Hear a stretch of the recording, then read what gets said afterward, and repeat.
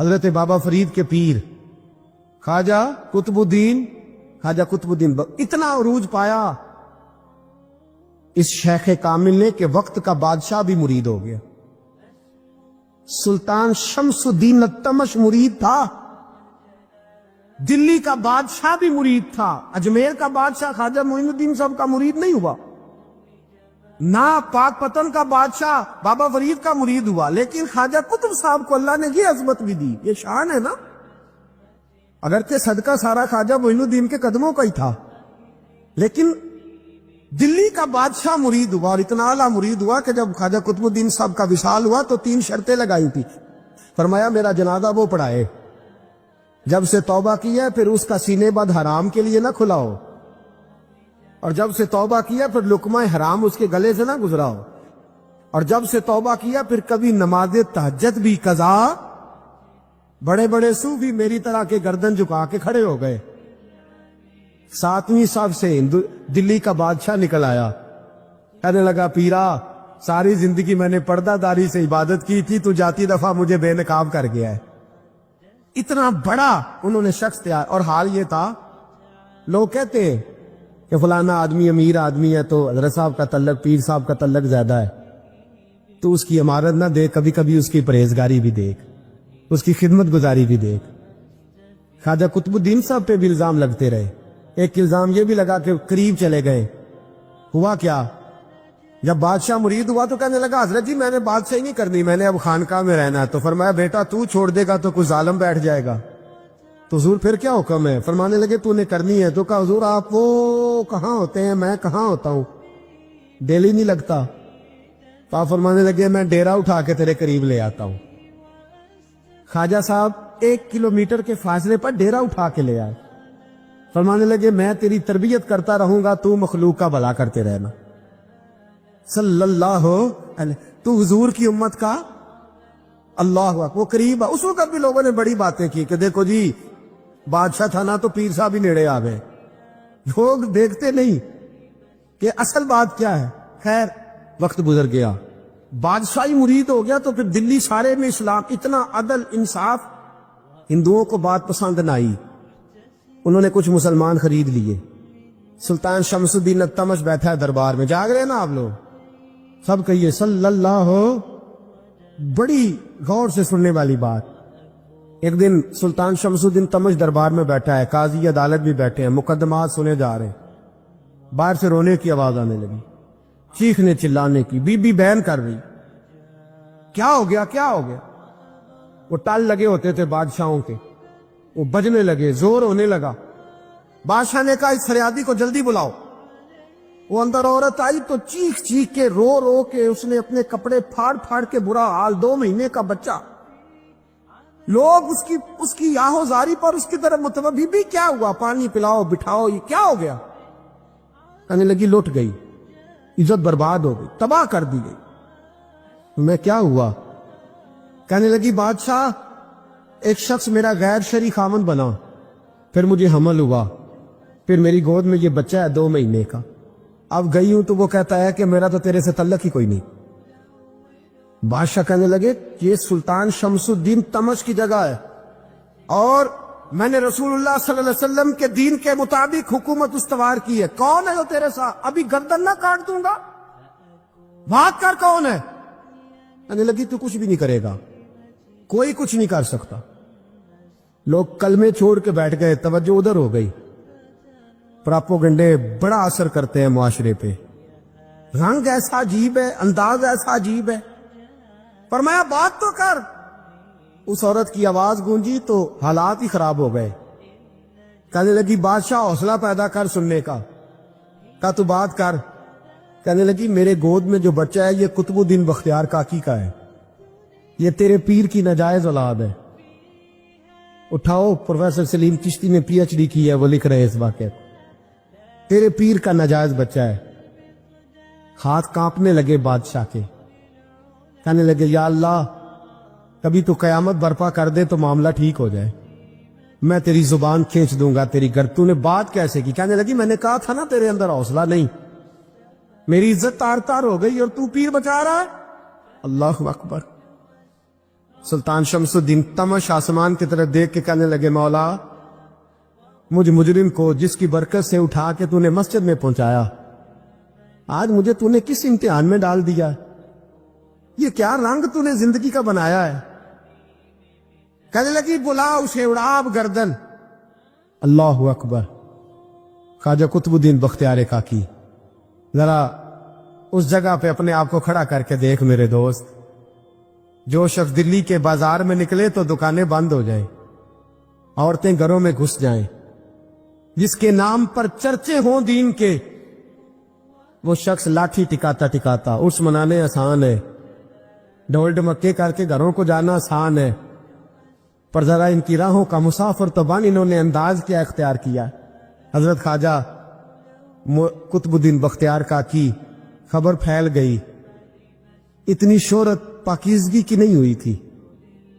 جتنی اس جرم کی ہوئی لاٹھی ٹکاتے ٹکاتے جب پہنچے نا بادشاہ کے دربار میں بادشاہ اٹھنے لگا قاضی اٹھنے لگا لوگ اٹھنے لگے تو قطب الدین بختیار کاکی کی آنکھوں میں آنسو آئے مانے لگے بیٹو بیٹھ جاؤ آج میں پیر بن کے نہیں آیا میں مجرم بن کے آیا اور کہا میرے مالک کا انصاف بھی دیکھو دلی کا پیر آج دلی کی عدالت میں اپنے نا کردہ جرم کی صفائی دینے آیا ہے بڑی لاٹھی پہ ٹیک لگائی دلی کی گلیاں بھی روتی ہیں کہ یہ کیا رنگ اللہ یہ تیرا کیا رنگ ہے یہ تے میں گڈی تے ہاتھ ڈور سجن دے او جنج رکھے اونج رہنا واجب نہیں جے وچ شریعت مندا خسم نو کہنا اے تن میرا کنگھی ہووے میں زلف سجن دی واواں پوش میرے دی جتی بن جائے میں یار دی قدمی آواں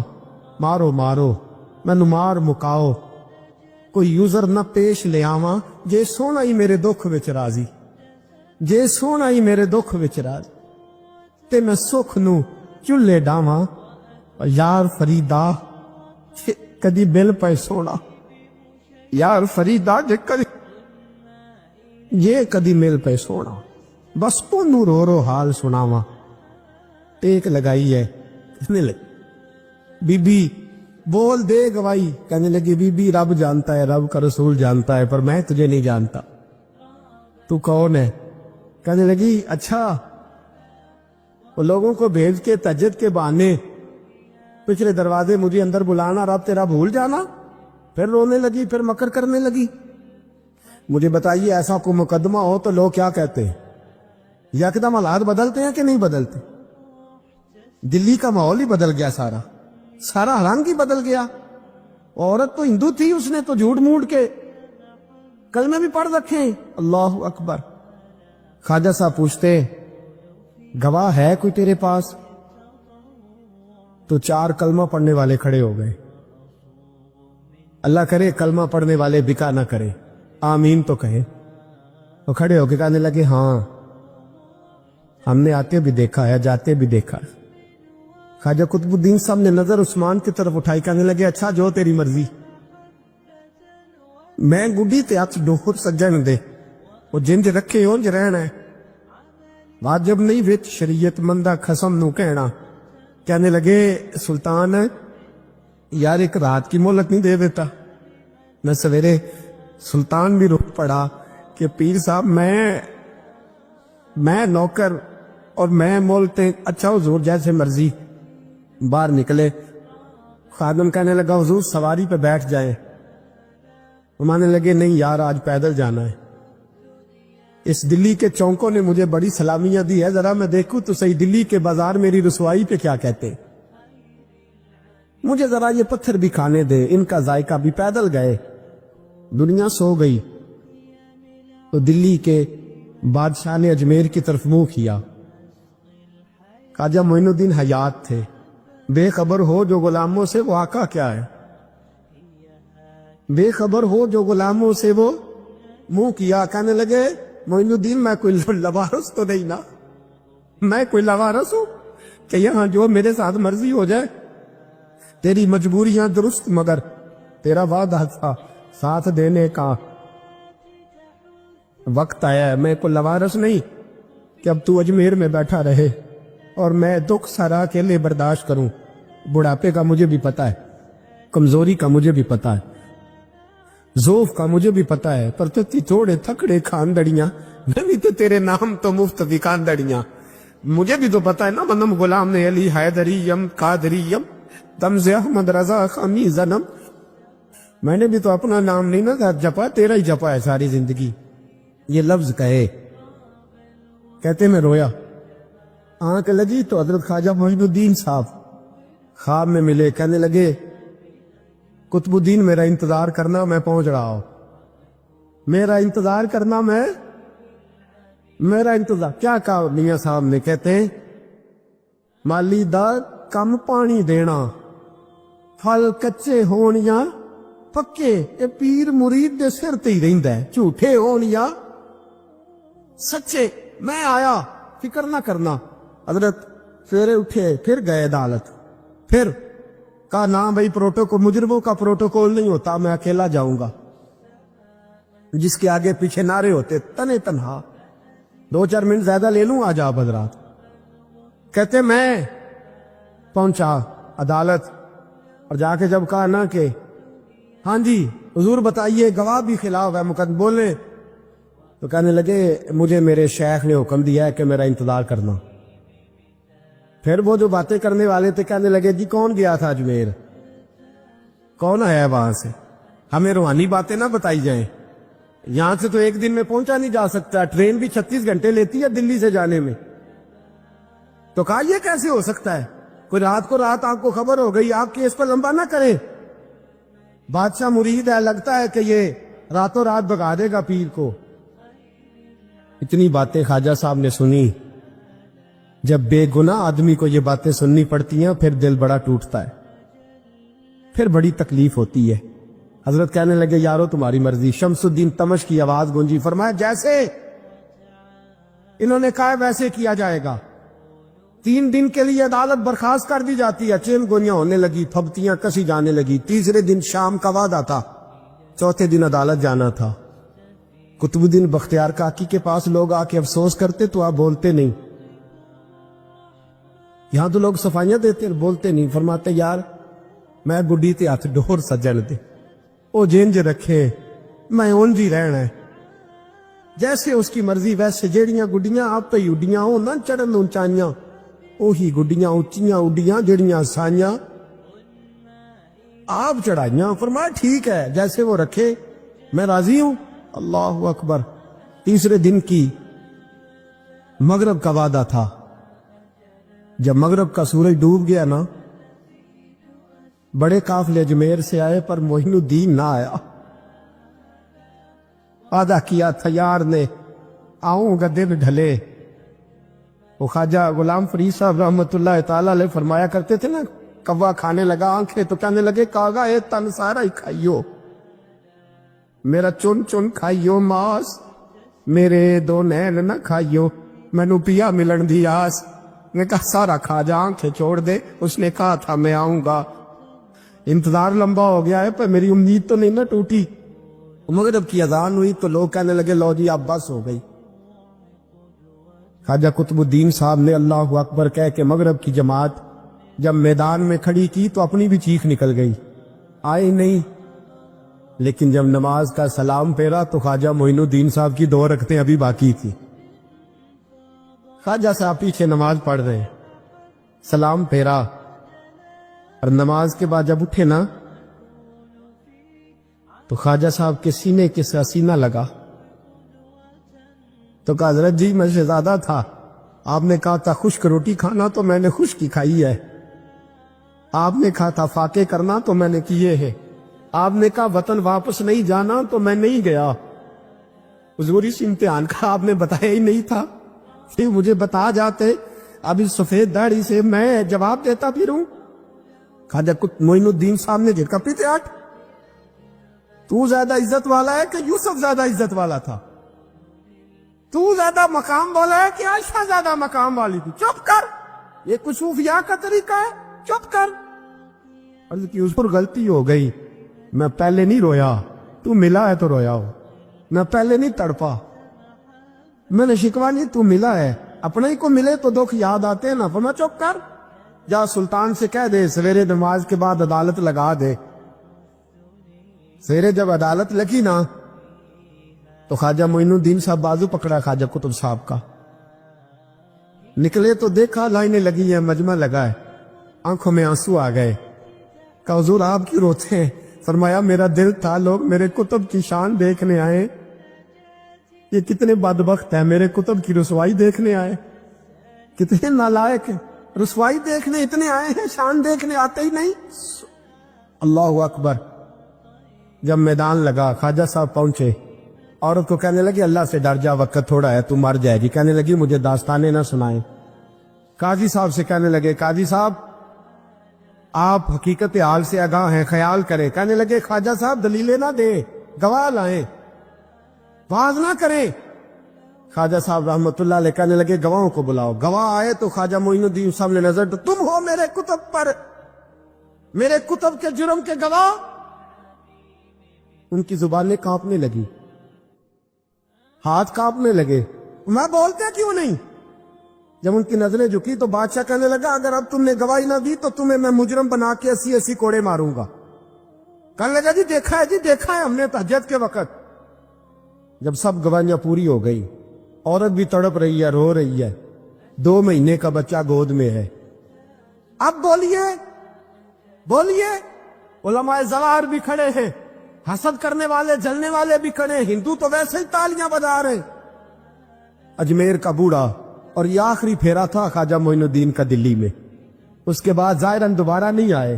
اٹھے لاٹھی ٹکاتے ٹکاتے اور میدان کے اندر جا کے نا, بڑے میدان میں مجمع تھا, سر سجدے میں رکھا.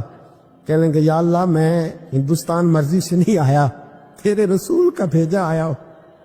پھر اٹھے اور کہنے لگے مولا تیرے نبی کا فرمان ہے کہ میری امت کے علماء بنی اسرائیل کے نبیوں کی طرح ہوں گے. اگر یوسف کے لیے بچہ بول سکتا ہے تو میرے کتب کے لیے بھی بولنا چاہیے. اگر یوسف علیہ السلام کے لیے بول سکتا ہے تو میرا قطب الدین بھی سچا ہے. اس کے لیے پھر اٹھے, اس بی بی کی طرف بڑھے. لوگ کہنے لگے نہ جانے اب کیا ہوگا. جب اجمیر کے بادشاہ نے, عطا رسول نے, ہند الولی نے, امام الاولیاء نے کپڑا کھینچا اور کہنے لگے وہ بچے تو جانتا ہے نا تیرا باپ کون ہے, 2 مہینے کا بچہ.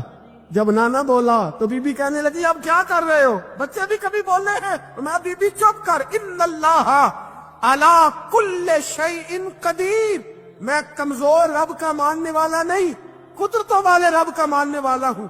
وہ چاہے تو بچے بھی بولتے ہیں. قرآن کہتا ہے حضرت عیسیٰ بولے تھے انی عبداللہ آتانی الکتاب. مریم بھی تو ولی اللہ تھی, وہ نبی تو نہیں تھی. اگر ولی اللہ بنی اسرائیل کا ہو بچہ بول سکتا ہے, تو اگر ولی اللہ محمد عربی کی امت کا ہو تو بچہ پھر بھی بول سکتا ہے. یوں کپڑا ہٹایا, بچہ بول. 2 مہینے کا بچہ ماں کی گود میں اٹھ کے بیٹھ گیا اور بچہ بول کے کہنے لگا السلام علیکم یا ولی اللہ. جب یہ لفظ ادا کیے تو نعرے لگنے لگے, لوگ رونے لگے. بی بی بے ہوش ہو کے گری, فرمانے لگے مجھے سلام نہ کر, میرے کتب کی بات بتا. کہنے لگا قسم ہے اللہ کی عزت کی, وہ سامنے مجمع جو سردار بیٹھا ہے وہ میرا باپ ہے. قطب الدین تو بے گناہ ہے, قطب الدین تو بے گناہ ہے, میرا باپ تو وہ بیٹھا ہے. یہ قاضی بھی سازش میں شریک ہے. کئی مسلمان خریدے گئے, یہ گواہ خریدے گئے. جب گواہی ہو گئی, بچہ یہ لفظ کہہ کہ اللہ اکبر کہتا ہوا پھر چپ کر گیا. خواجہ قطب الدین صاحب کا بازو پکڑا, خواجہ معین الدین صاحب نے مجمع سے باہر نکلے. لوگ کہنے لگے حضور آپ کچھ بولتے نہیں. فرمانے لگے جس نے بولنا تھا وہ بول چکا ہے, جس نے بولنا تھا وہ, جو جادو وہ جو سر چڑھ کے بولے. فرمایا تم نے فارم پہ نظر رکھی اور میں نے اللہ کی قدرت پہ نظر رکھی. تم نے اس کے کردار کو جھنجھوڑا اور میں نے اس کے کردار کو تعمیر کیا. حضرت سلطان شمس الدین تمش بھی پیچھے دوڑے. کہا حضور کہاں لے جا رہے ہو؟ اور میں کتب میرا آیا, میں جماہر ساتھ لے کے جا رہا ہوں. اب میں نے اپنا بچہ تمہارے سپرد, اب میرے پاس رہے گا. تم نے ستایا ہے میری اولاد کو, اب یہ میرے پاس رہے گا, میں نے نہیں تمہیں دینا. لوگ راہیں بچھا کے, نظریں بچھا کے بیٹھ گئے, پاؤں میں گر گئے. کہنے لگے حضور ہمارے لیے نہیں, رسول اللہ کے دین کے لیے, ہمارے لیے نہیں, تعمیر شریعت کے لیے, ادائے سنت کے لیے چھوڑ جائیے. خواجہ صاحب کہنے لگے قطب الدین جا, تجھے چھوڑ کے جاتا ہوں. اب قیامت تک کوئی تیری رسوائی کی ضرورت نہیں کر سکے گا. عزیز یاد رکھ, نہ افواہوں پہ لگا کرے. ایک بات آپ کو سنانی ہے. حضرت ابو ادریس خولانی رضی اللہ تعالیٰ عنہ تابعی ہیں. حافظ منذری نے اب ترغیب و ترہیب میں لکھا ہے, فرماتے ہیں کہ حضرت ابو ادریس خولانی کہ میں دمشق کی جامع مسجد میں گیا تو میں نے ایک چمکدار چہرے والا, سیاہ داڑھی والا, چمکتے دانتوں والا خوبصورت نوجوان نبی پاک کی حدیثیں بیان کرتا دیکھا. اس کے چاروں جانب حضور کے غلام بیٹھے تھے. میں نے ایک شخص سے کہا یار بڑا حسین چہرہ ہے, بڑا ہی خوبصورت انداز ہے, کون ہے بندہ؟ انہوں نے کہا آپ نہیں جانتے, یہ صحابی رسول حضرت معاذ ابن جبل ہے رضی اللہ تعالی عنہ. حضرت معاذ ابن جبل کا انتقال بھی کوئی 40 سال کی عمر سے پہلے ہو گیا تھا, لیکن ان پر حضور کا اعتماد اتنا تھا کہ حضور نے اپنی حیات ظاہرہ میں گورنر بنایا ہی نہیں سوچے. چمکدار دانت, حدیثیں بیان کر رہے. حضرت ابو ادریس خولانی رضی اللہ تعالیٰ عنہ کہتے ہیں رش بڑا تھا. میرے دل میں خواہش ہوئی کہ آج تو لوگ زیادہ ہیں, کل آؤں گا ملاقات کروں گا. کہتے ہیں اگلے دن میں اپنی طرف سے سب سے پہلے گیا, پر حضرت معاذ ابن جبل تو مجھ سے پہلے مسجد میں موجود تھے اور وہ نفل پڑھ رہے تھے, اللہ اللہ کر رہے تھے. تو میں نے ان کے ساتھ سلام لی. فرمانے لگے کیسے آئے ہو؟ تو میں نے کہا حضور کل آپ کو دیکھا ہے, آپ کی باتیں سنی ہیں, تو گویا آپ کا تو چہرہ ساری رات میری آنکھوں کے سامنے رہا ہے, تو میں تو سویرے زیارت کی غرض سے حاضر ہوا ہوں. اللہ کی رضا کے لیے مجھے آپ اچھے لگیں, اللہ کی رضا کے لیے. کوئی بندہ ایسا بھی تو ہو نا, کوئی غریب, کوئی مسکین, کوئی عالم, کوئی صوفی, کوئی درویش, کوئی ذاتی تعلق نہ ہو. تعلق کیا ہو؟ اللہ کے لیے. آپ مجھے اچھے لگے. حضرت سیدنا معاذ ابن جبل فرمانے لگے واقعی ایسا ہی ہے؟ حضرت کی حضور بالکل ایسا ہی ہے. تو فرماتے میں نے چادر لی ہوئی تھی, حضرت معاذ ابن جبل نے میری چادر کو پکڑ کے کھینچا. فرمایا پکی بات کر یار. میں نے کہا حضور پکی کر رہا ہوں. تو فرمانے لگے سن, پھر میں نے نبی کریم سے سنا ہے, رسول کریم علیہ السلام نے فرمایا جو دو بندے رب کی رضا کے لیے پیار کرتے آپس میں, اللہ ان دونوں سے محبت فرماتا ہے. سن پھر اس کو یاد رکھنا, اللہ ان دونوں سے محبت کرتا ہے. حضرت ابو ادریس خولانی سے کوئی پوچھتا تھا نا کہ دنیا میں جانا ہے تو سرمایہ کیا ہے, تو فرماتے تھے یہ جو میں نے چادر لی ہوئی ہے نا, اس چادر کے اندر میرا وجود ہے, اور وجود کے اندر میرا دل ہے, اور دل کے اندر میں نے حضرت معاذ ابن جبل کو رکھا ہوا ہے. میں نے وہاں ان کا ٹھکانہ بنایا ہوا ہے, وہاں ان کا ٹھکانہ ہے. یہ دوڑی نکتہ چی ہے, کہیں چھپ کے بیٹھ جا, اور جس دل میں تو مکی ہے وہیں چھپ کے بیٹھ جا. اقبال کہتے ہیں جس دل میں تو مکی ہے وہیں چھپ کے بیٹھ جا. دوستو, رسول اللہ صلی اللہ علیہ وسلم کے غلاموں نے مالک کی رضا کے لیے لوگوں سے پیار, فروغ محبت میں کردار ادا کیا, اور بہترین کردار.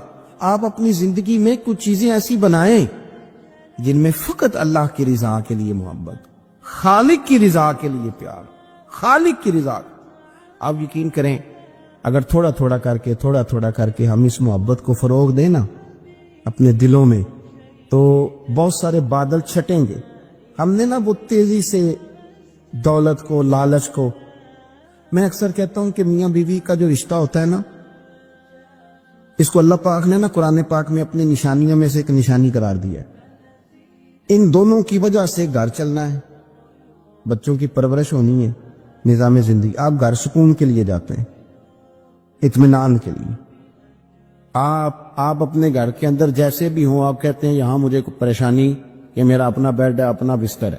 لیکن اگر اسی رشتے میں جب آپ بیج بوئیں تو سب سے پہلے دولت کا بوئیں. اگر لڑکے والے یہ لالچ کرتے ہیں نا لڑکی کیا لے کے آئے گی, تو لڑکی والوں کا بھی لالچ ہوتا ہے کہ لڑکا کماتا کیا ہے. ان کو بھی پتا ہوتا ہے کہ کتنے پیسے لاتا ہے, کیا کمائی ہے, کتنا کچھ جھاڑو پھیر لیتا ہے.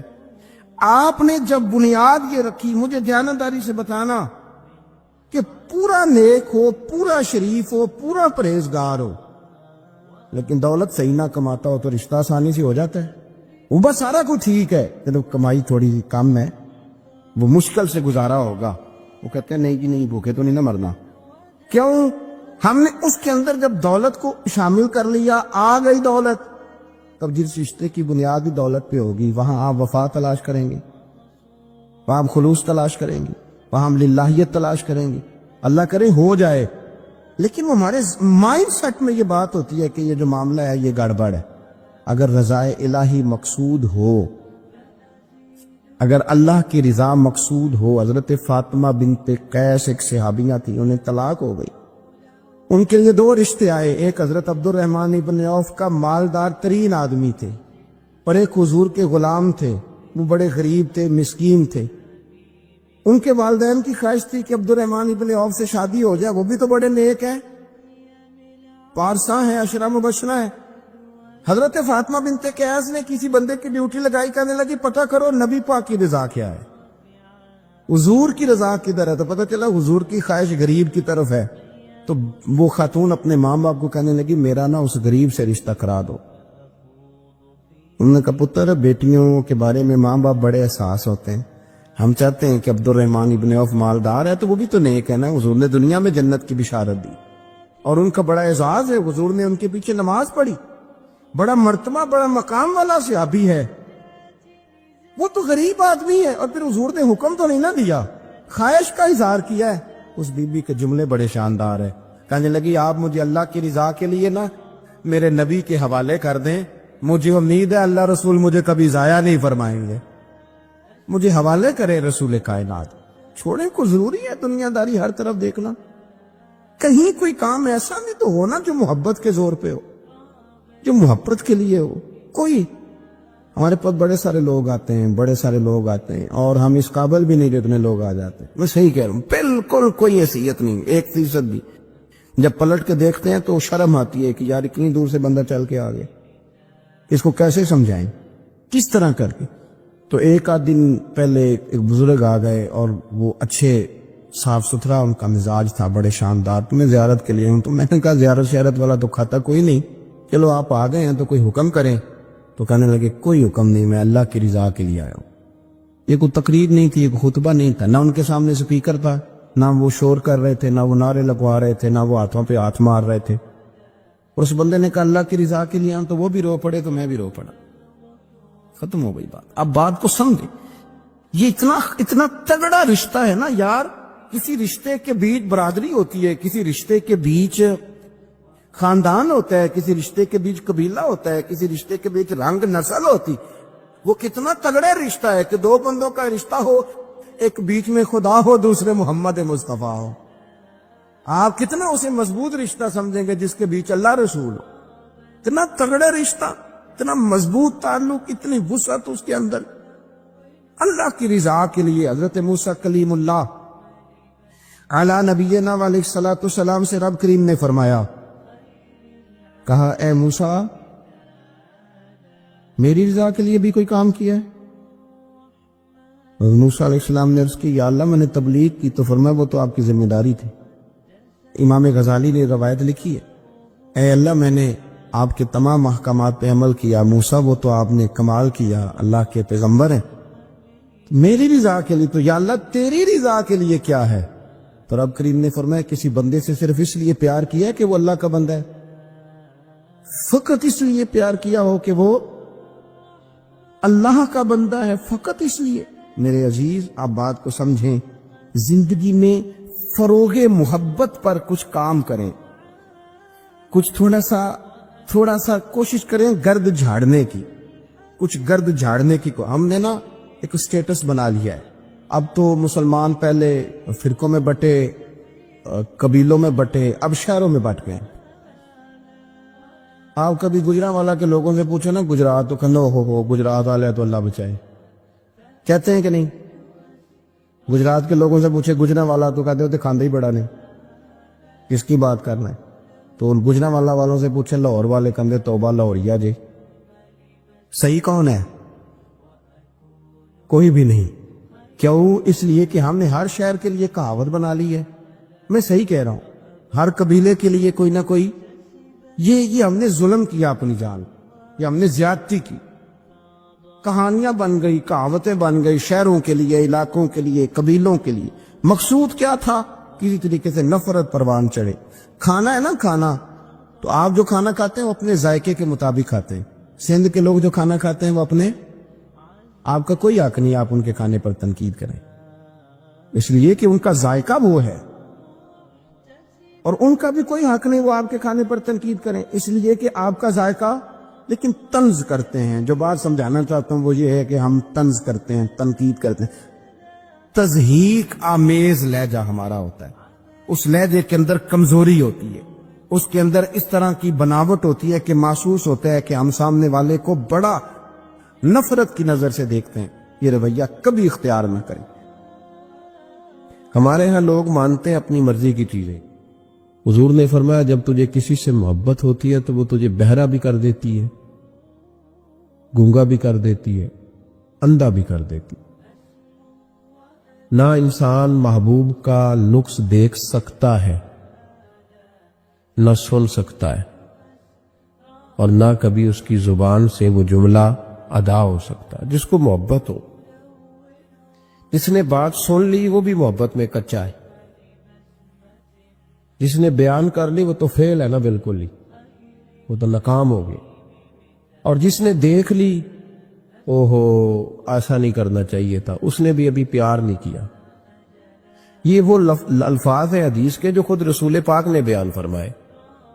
نبی پاک صلی اللہ علیہ وسلم نے فرمایا محبت آدمی کو اندھا بھی کر دیتی ہے، بہرا بھی کر دیتی ہے، گونگا بھی کر دیتی ہے۔ جب محبت ہوتی ہے تو پھر انسان کو کوئی ایسی چیز نظر، ابو جہل نے محبوب پاک علیہ السلام سے کہا معاذ اللہ مجھے تو آپ کی طرح کا شخص کوئی نظر ہی نہیں آتا، یعنی اس نے کمزور لفظوں میں کہا۔